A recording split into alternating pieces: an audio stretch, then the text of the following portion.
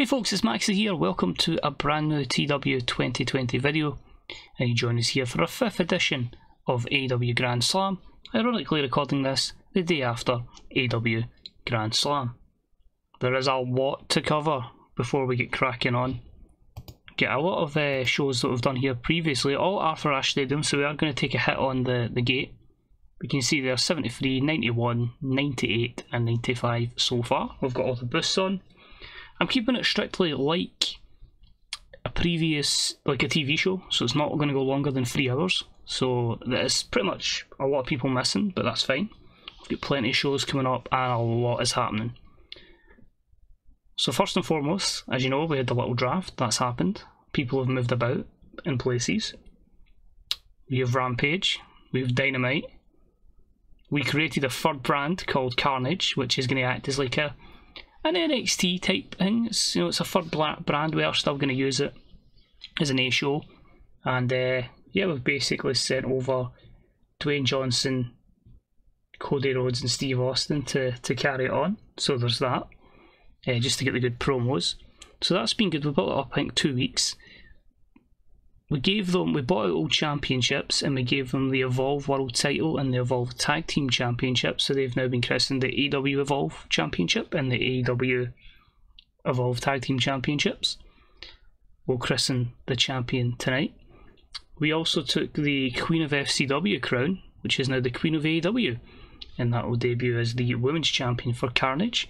And of course, 2 weeks after we'd done that, Impact had their 4 tapings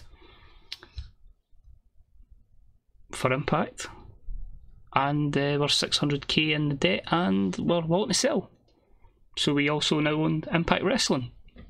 So going forward, you'll get Impact pay-per-views, because there's a lot of people, a lot of their talents have went to Impact, and I've added a second character, Don Callis, so I can book that as well. So I'm practically at the moment going to be booking off stream, by the way, or off video, Dynamite, Rampage, Carnage and Impact. But Impact I'm doing in batch tapings just so I can help it flow a bit better in terms of my booking. But your first one for that will be Victory Road. As I said, I don't have any tapings before Victory Road. They've done the taping, so I think my schedule goes Grand Slam, the Dynamite anniversary show next week, which will be a video, Victory Road, and then I think it's Bound for Glory, then the Halloween Horror Show for AEW. So yeah, lots of stuff coming, but delighted to get that deal done. As I say, I want to see how big a company I can make them size-wise, because workers that are like 50, 60 over are willing to go. And obviously I've seen a lot of people that I thought would be a good hand for Impact to get them the good ratings. And also at the same time I've also sent a lot of people there as well. So looking forward to that and seeing how that develops over time. So this show is quite storyline driven. We're building up obviously to a few shows down the line. The planned main event had to get changed because of an injury, but we'll cover that as the episode goes along. So sit back, relax, and here is AEW Grand Slam 2025. So obviously sell out Arthur Ashe Stadium with the 23,771 in attendance, and we have MJF start the show. And MJF says, you know, it's a travesty that World Championship continues to elude him. It's a travesty that even though we're here in Queens, he doesn't have a matchup. It's just typical. He wants a title shot and he wants it ASAP. Out comes Walter. Now Walter says he's been on win after win after win. He's came up short once or twice, but you know the momentum is back on his side, and he is willing, if need be, to chop the living daylight out of MJF when he's medically cleared, because Walter has an injury. He wants that world title as well. Finally, Prince Devitt comes out and he just says he'd won the match up to become a contender. He was due to be in the main of the championship match for the World Championship alongside Kevin Steen, who was entitled to a match up. He says, but his injury has ruled him out. But he says these losers here can wait, because the winner of Kevin Steen versus Jon Moxley is going to face Prince Devitt, and Prince Devitt's going to walk out as the AEW World Champion. So a 98 just to kind of get these people on the show, because obviously they're all injured, apart from MJF, and to get the cheap 98 rating. We start off with the World Championship match, and I had a feeling it would be a little bit poor, but maybe not that poor. It was about that superb wrestling and great heat, and I saw Jon Moxley defeat Kevin Steen in 1807 by pinfall with the Death Rider. This gave Moxley the third defence of the world title. 82, Moxley by 94, Steen won 80, so Steen carried it with a psychology point of view. Unfortunately, Kevin Steen was off his game.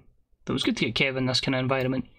Also, a few negatives for two baby faces, but our heel would have been Prince Devitt, but then he got injured. Shame. And after the matchup, we have a few words from Moxley, and he just says, it doesn't matter, Prince Devitt, Walter, MGF, line them up, and Jon Moxley will just knock them down one by one by one. He's not giving up this title without a fight, because he is the man in AEW. We then moved on to the Queen of AEW title, and 4 of our women on Carnage took part in a fatal 4-way matchup. Starlight Kid is now a permanent signing from Stardom. We edited the loyalty. I'm just deciding now if I want somebody and their contract is legitimately up, the loyalty's going, I'm bringing them in. I'm doing all I can for 100 ratings now. But About the had good wrestling and a decent reaction from the crowd, and it was Yuka Sakazaki who's had a good run of victories. Is it the Magical Girl, I believe she's called, but she defeats Toni Storm, Venny, who has very low overness but is technically outstanding, so really putting a push behind Venny. And Starlight Kid in 12-12 when Yuka pinned Toni Storm with the Yuka drill.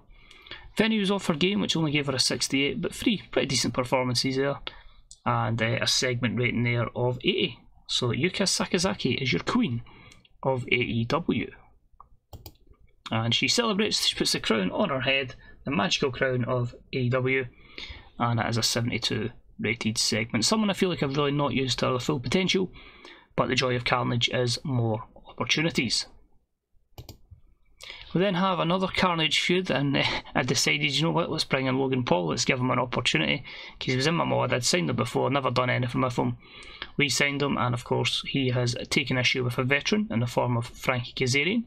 So we have a little video package hyping that, which got a 53, and their matchup was also a 53, with a decent matchup with subpar wrestling, and Logan Paul defeats Frankie Kazarian in 7-12 with submission. 53, it is what it is. I want to see how over we can get Logan Paul. I mean, I don't think we'll quite have him challenging for the World Championship in this, but we'll see what we can do. Moving up, we've had a nice little feud that's developed since the signing of James Drake after Zach Gibson just sat in the sidelines till he appeared. But it was about the had superb wrestling and a decent reaction from the crowd as the grizzled young veterans defeat the Young Bucks in 13:57 when Zach Gibson submitted Matt Jackson with the Shankly Gates after blatantly cheating. 85 here, and I feel like once we get Gibson and Drake more over, this is only going to get better, and this is with a psychology penalty. So the Bucks, I think they may have been facing, I can't remember who they tag matches anyway. They were attacked by the grizzled young veterans. It might have even have been the Profits they faced, and the grizzled young veterans wanted to make a name off the Bucks and get a big match here at Arthur Ashe. Obviously it's the first match in the series, so I felt like the heels should take the win and the Bucks will be seeking revenge. They had the TNT Championship on the line. Swerve had been picking up some good victories and kind of getting in the head of Wardlow, and this one was a good matchup with Wardlow defeating Swerve Strickland at 11:37 with the Splash Mountain Powerbomb. He remains on a great run of wins. He is now 10 defences of TNT Championship, and this match brought home an 80 rated segment, which is not bad considering 2 in-ring performances of 79, both guys as baby faces. I'm unsure where I'm going with Swerve, if it's either going to be a proper heel run, like turning him heel and going that way, or just give him in our tag team in the form of Swerve and Our Glory. So I've yet to utilise them together, since this save happened well before Shane Strickland signed. Now this is interesting, so it's a little segment hyping up Dwayne Johnson and Veronica. So Veronica is a new gen wrestler, newly generated. She was called Sally Campbell, and I felt like she looks like a Veronica to me. She has very minimal skills in terms of, you know, technical, all that's in like 80, all in the teens in terms of that. She has 89 psychology, she has fantastic microphone skills, and great star quality and sex appeal. So my plan was, we're just going to keep putting her in segments with The Rock as we rebuild his overness, because mind, he had the scandal, so he's He was 69 when we hired him. We've got him up to about 73, 74 over. So I'm going to see if we can utilise him to get him up in terms of popularity. Rub that off to Veronica and then put her on like a 100 match winning streak. But she's doing it in Carnage, so it's just a real test to see how her skills develop. I could have put it in developmental, but I thought we'll try it with Carnage to speed it up, because it's generally like, in terms of like the potential in your creative tab, it's like the highest skill there. I'll probably show her at the end of the video, but as I say, I want to see how much we can develop, and we've got her attending one of our training schools as well. Whether we're still playing the same when she reaches her peak, we'll see, because that could be a long way off. We've got another hype package. This one is for the AEW Evolve World Championship match between the man who wants to carry the Carnage brand, Cody Rhodes, and the man that wants that belt, Absolute Ricky Starks. And I felt like that was a good feud that we had over on Dynamite, and I felt like that could carry on and be one of the main feuds over on Carnage, alongside Ethan Page wanting to get involved. And the match itself is always going to have a lack of psychology, that's why it's a wee bit further down the card. But it's a superb matchup. Ricky Starks defeat Cody Rhodes at 11:43 with the Buster Keaton, meaning your AEW Evolve champion is Absolute Ricky Starks. So 77, happy with that, all things considered. But Cody's going to be the guy that would just basically, same as he wanted it in real life, him carrying the company, putting it on his back and making things happen on this third brand and helping the development of these younger wrestlers.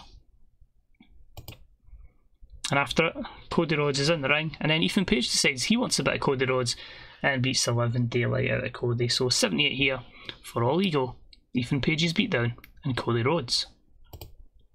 We then have an over-the-top spectacular entrance for the first pay-per-view match, or the first live event match of Alexa Cabrera. So she recently debuted, she was causing a few issues for Jade Cargill. Her and Saraya took the win over Jade and Bianca. But I mean, it was just another one they could steal for WWE, and her overness was in the mid-80s, so it was a massive coup to bring her in. And that matchup had fantastic heat and good wrestling, and it saw Alexa defeat Jade Cargill in 12:44 with a twisted bliss. 80 here. Alexa is obviously more known for her overness and her wrestling prowess, but she benefited from the strong connection with the young female demographic. She benefits from a hot new move, and considering we made that a storytelling matchup and the lack of psychology between both, I'm pretty happy with that. That could have been even better, which is pleasing to see, but a rocky path for Jade. So obviously Alexa moves forward in possible future contention for a Women's Championship match against Mercedes Varnado, and Jade is like, what's happening here? Next up, Adam Cole is going to do some colour commentary as he is going to watch his friend, the newly acquired Jay White. They two have both had issues with not just Jon Moxley, but Jay White's opponent tonight in the form of Darby Allin. So he'll come down to watch this at ringside at 74. And it was about that had superb wrestling and great heat. Switchblade Jay White defeats Darby Allin in 14:26 with the Blade Runner. So another person that's going to be challenging in the future for Moxley's World Championship. Is it still his era? He believes it's the Jay White era. 85, 89 for Darby, 84 for Jay White, and that was our Wild Brawl match of the evening. Which should lead us to our main event. I've only made it 14 minutes, I've made it steal the show. Can we get a massive rating out of it? It's only an 87, so the limited time did not work, but I wanted to try it. Exceptional matchup, Kenny Omega defeats Will Ospreay in 14:57 with a one-winged angel. Kenny wouldn't put him over, so yeah, I wanted to try and see if Steal the Show was going to be a good opportunity, but I think that's probably limited it more than anything else. So we finish with Kenny over Will, and I think that's saying fought each other 3 times, so back to the drawing board for future big matches. But overall we get a 96 because of the fantastic opening segment. Probably get a wee boost out of the Grizzled Young Veterans Young Bucks, and of course the big money we pay in terms of live bands and celebrities. So a 96 there. We'll cut back to the main screen and let you have a little nosy at a few things. So yeah, the loading times are a bit long now, but that tends to happen when you're 4 years into the saving. But countless amount of shows, so you can see there Tony Khan and Don Callis. So MJF has a new catchphrase, so that's ideal. Probably just calls people mids. Absolute success there, which is good to see. And Athena claimed the AEW Women's belt. Austin's got a new catchphrase, he was at that. And Sean Waltman's going down to NXT, probably to work as a road agent, I would like to hope. So let's see what we've got here. So Daria Berenato is re-signing, but she is going to Impact. And Biff Buzik is signing, because he's going to Impact. We're also bringing in many of these to go to Impact, including the likes of AJ's going to go as like a road agent, maybe even in commentary. Cedric will go there, Dolph will go there, Shane Hayes, Josh Alexander wasn't under contract to Impact in this, so I thought, let's bring him in. We've got big competition for Barbario Cavanaro, that's fair enough. Shida's contract's expiring, we'll fix that. 33.32 for Grand Slam, its importance is now above average. And we had a lack of big names. I still think we like sold out, so that wouldn't have been a problem there, but that was all going to happen. And also remember as well, this does not using the likes of CM Punk and Bryan Danielson that can only wrestle on events. So I said I was going to show you Impact more so than anything else, so I'll just quickly switch the user character to Don Catwell first and foremost. Before we do that, so I've got Ice Ribbon, I've got Impact, I've got Shimmer, TDF, the Development Factory, so 4 companies there. In fact, we can do it for here, can we actually? So if we go to that, you can see roster. So there's people I've sent down and people that are obviously there. So we've sent down like the 10, Alan Angels. Austin Gunn was already there, believe it or not, but like people like Avery Taylor. It's actually quite a stacked roster, you know what I mean? Blake Christian I've put down. I gave them back the guns, they're both there. It's going to be interesting, you'll see who basically I've pushed, and obviously there's people here that we all pushed that are Impact stars, so maybe somebody like Jacob Fatu and Emery's contract's up, we'll just sign him permanently for AEW. But Parker Boudreaux down there as well, Orange Cassidy, Penelope Ford, just to name a few people there. And we sent down Willow Nightingale as well, who we got from NXT. So absolutely delighted to get them. I don't even know if it lets you see in the news items that we'd taken them over. Would it show us that? So it'll ask me just, you know, when I'm kind of hunting for the people to have come in. Company news. So look at that. There we go. AEW by Impact. So that deal went through just a few weeks ago. Apart from that, it's just me usually like arguing with people. New Japan is a Titanic size, could be a good competitor. But I find it crazy if we go to Company Wars. So we own the first company, the 7th company, and the 8th company. The 13th company, and the 23rd company. So plenty. But I'm hoping to get Impact. Like obviously now it's going to have the deals that have got our global AEW Plus audience, so they should quickly make their way up to maybe about NXT size, hopefully, down the line. And last but not least, I was going to show you that Veronica. So there you go.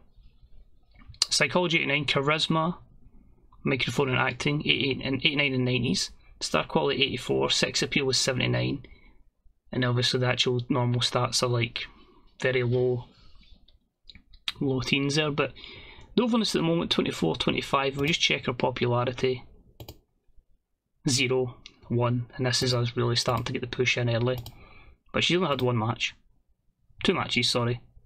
She lost one on Big Times Wrestling Independent before we signed her, so that's her 100% record gone, but at least under AEW contract.